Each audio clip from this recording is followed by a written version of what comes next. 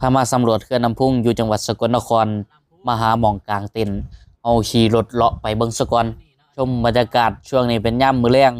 กับเวลาประมาณ4โมงกว่าพระอาทิตย์กำลังสิตกช่วงหน้าหนาวก่อนปีใหม่วันที่31ธันวาคม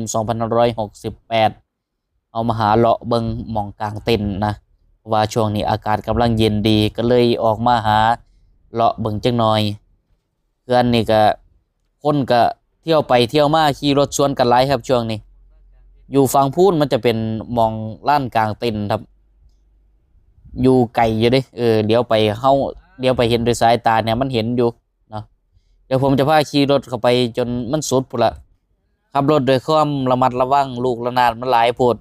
ว่าสิขี่ไปสุดอุ้ยนับบ่ถ้วนนะสำหรับลูกระนาดเนี่ยหลายคักเพราะฉะนั้นเนี่ยต้องทำความเร็วต่ำๆกับขี่เข้าไปเรื่อยๆคนก็เที่ยวไปเที่ยวมามองนี้มันก็จะมีมองสวนสาธารณะนะครับซึ่งเข้าไปนั่งเล่นได้แล้วก็จะมีลานอาหารอ่ะอันมองนี่นะเข้าต้องย่างลงไปนะครับมันขี่รถลงบ่ได้เพราะว่าเขาจะเอาหัวมากันไว้มันมีทางรถอยู่กับทางรถลงอยู่ก็จริงนะแต่ว่า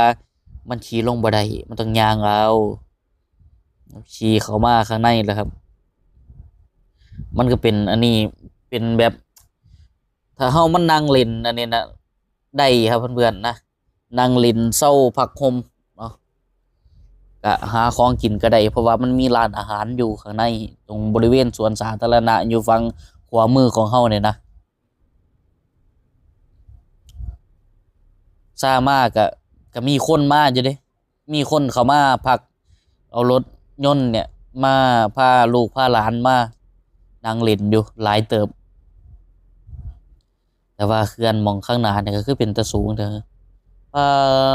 ดสูงบักคักเลี้ยวลงไปจนแบบโอ้เชอะ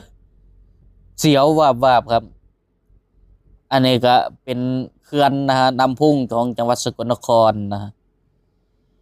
ไผสิมาแนะนำให้มาหน้าหนาวนะครับมาเที่ยวเล่นมาแคมปิ้งแต่ว่าแคมปิ้งถ้าผู้ใดอยากมานอนค้างคืนแนะน